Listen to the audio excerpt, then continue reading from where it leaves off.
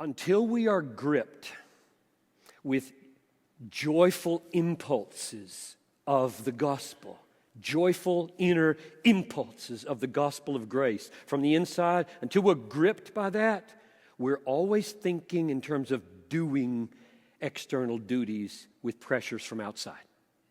So here's the list of stuff to do. God will be pleased if we do it. And now we're going to work up the willpower to do it. That's just the religion. That's religion. That's morality.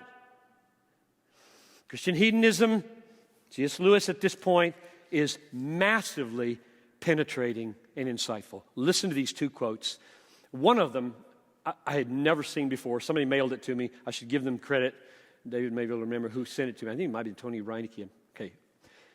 Thank you, Tony, wherever you are, for sending me this oh hell quote. This is not it. I'll tell you when I get there. A perfect man would never act from a sense of duty. He'd always want the right thing more than the wrong one. Duty is only a substitute for love of God or of other people, like a crutch, which is a substitute for a leg. Most of us need the crutch at times, but of course, it's idiotic to use the crutch when our legs, our own loves and tastes and habits, can do the journey on their own.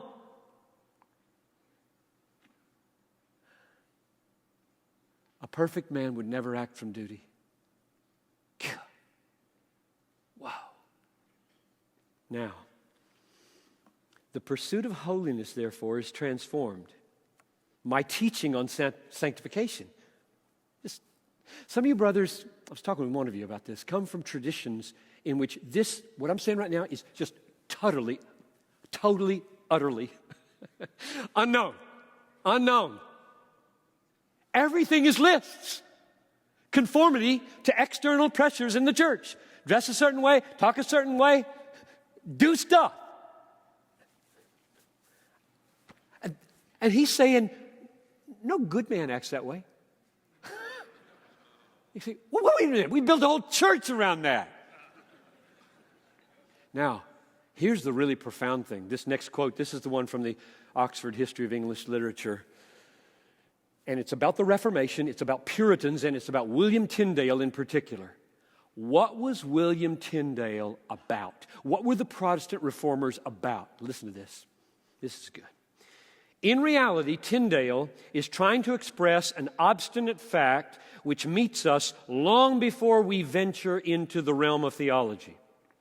The fact that morality or duty, what he calls the law, never yet made a man happy in himself or dear to others. It is shocking, but it is undeniable. We do not wish either to be or to live among people who are clean or honest or kind as a matter of duty. We want to be and associate with people who like being clean and honest and kind. The mere suspicion that what seemed an act of spontaneous friendliness or generosity was really done as a duty subtly poisons it. In philosophical language, the ethical category is self-destructive. Morality is healthy only when it is trying to abolish itself. Christ is the end of the law. I added that. Back to Lewis. In theological language, no man can be saved by works. The whole purpose of the gospel for Tyndale is to deliver us from morality. Thus, paradoxically, the Puritan of modern imagination, the cold, gloomy heart, doing as duty what happier and richer souls do without thinking of it, is precisely the enemy which historical Protestantism arose and smote. That's powerful. That's powerful. And I just want to keep smiting.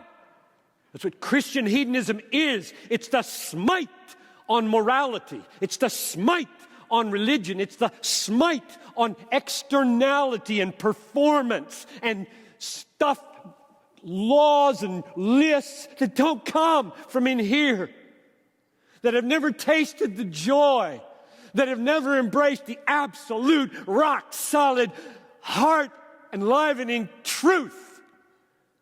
We're at war. That's what Christianity is, in my judgment.